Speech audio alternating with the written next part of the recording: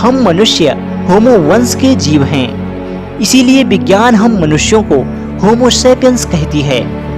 वैज्ञानिक सिद्धांत कुछ हद तक आज के मनुष्य की रूपरेखा समझने में कारगर सिद्ध हुई है।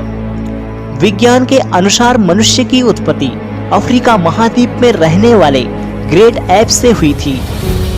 जिस परिवार से मनुष्य संबंध रखता है उसे होमिनिड कहते हैं। यह मियोसीन काल यानी 53 से 23 लाख साल पहले पाए जाते थे।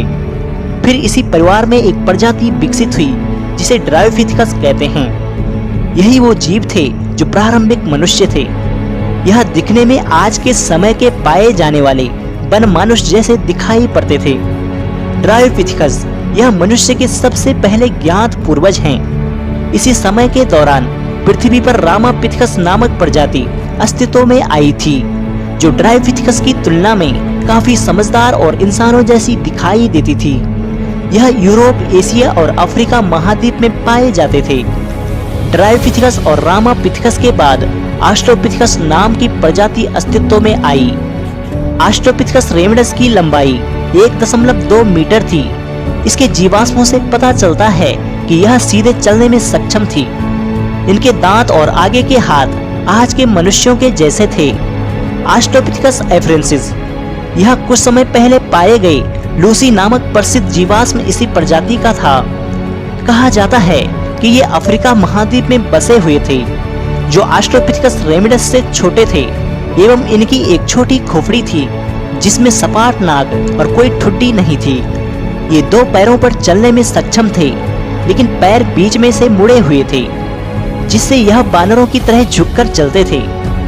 इनके झुके हुए पैर, उंगलियां और अंगूठे इन्हें पेड़ों पर चढ़ने और वहां रहने में सक्षम बनाते थे। ऑस्ट्रोपिथेकस एफ्रेंसिस के बड़े दांत और बड़े जबड़े होते थे। ऑस्ट्रोपिथेकस अफ्रीकन्स ये अफ्रीका महाद्वीप में निवास करते थे।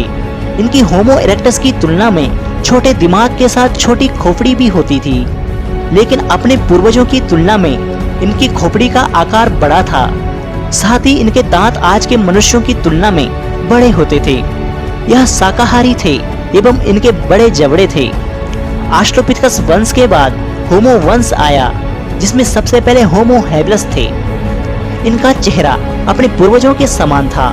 खोपड़ी और मस्तिष्क के आकार से संकेत मिलता है कि यह बोलने में सक्षम थे। इंसानों द्वारा सबसे पहले बनाए गए औजार इसी युग के थे।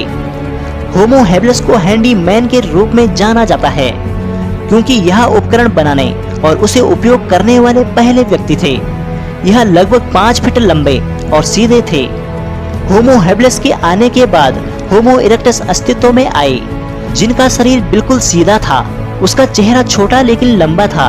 साथ ही इसका एक बड़ा मस्तिष्क भी था। होमो इरेक्टस अच्छे औजार बनाते थे और उन्हें उपयोग करना जानते थे। इसने सबसे पहले आग का आविष्कार किया और उस पर नियंत्रण करना सीखा। आग की खोज मानव इतिहास की सबसे बड़ी खोजों में से एक है। होमो इरेक्टस मांसाहारी थे। यह गुफाओं में परिवार बनाकर रहते थे। होमो इरेक्टस एशिया, अफ्रीका और यूरोप महाद्वीप में निवास करते थे। होमो इरेक्टस के आने के बाद होमो सैपियंस अस्तित्व में आए।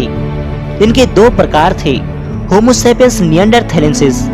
इनके मस्तिष्क का आकार आधुनिक मनुष्य से बड़ा था और यह आकार में भी विशाल थे। साथ ही इनका सिर और जबड़ा बड़ा था। ये बहुत शक्तिशाली और मांसाहारी जीव थे। इस समय में पाए गए औजारों से पता चलता है कि ये खतरनाक शिकारी थे। इस प्रजाति के जीव परिवार बनाकर गुफाओं में रहते थे। होमो सैपियंस सैपियंस आधुनिक मनुष्य इसी प्रजाति के जीवों को कहा जाता है। ये मनुष्य सैपियंस निएंडरथैलेंसिस की तुलना में इनका आकार छोटा था। इनका मस्तिष्क भी अपने पूर्वजों की तुलना में छोटा हुआ करता था। समय के साथ इसके जबड़े, खोपड़ी और ठुड्डी की गोलाई में भी कमी आई। इसी तरह पृथ्वी पर मनुष्य की उत्पत्ति हुई। ऐसी बात नहीं है कि आज इंसान पूरी तरह विकसित हो चुका है। यह कोई अतीत की बात नहीं है। विकास क्रम आज भी जारी है और यह आगे जारी रहेगा जब तक मनुष्य का इस ब्रह्मांड में अस्तित्व है। हेलो दोस्तों, अगर आपको यह वीडियो पसंद आई हो तो कृपया हमारे चैनल को सब्सक्राइब जरूर करें व हमारी वीडियो को लाइक व शेयर करें ताकि हम और मेहनत कर सकें। और हाँ, हमारे चैनल के परमानेंट मेंबर बनने के लिए ज्वाइन वाला बटन दबाकर अवश्य ज्वाइन हो जाएं। जहां आपको प्राचीन काल के इतिहास को जानना और समझना और भी सरल हो जाएगा।